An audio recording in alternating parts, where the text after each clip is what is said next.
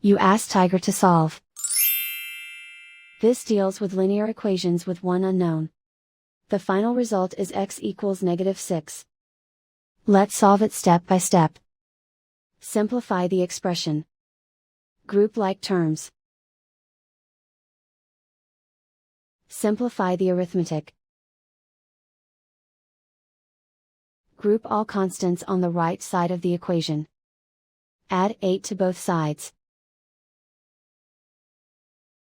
Simplify the arithmetic.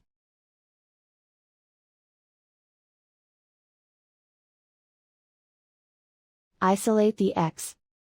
Divide both sides by 4. Simplify the fraction. Find the greatest common factor of the numerator and denominator. Factor out and cancel the greatest common factor. And so the final result is x equals -6.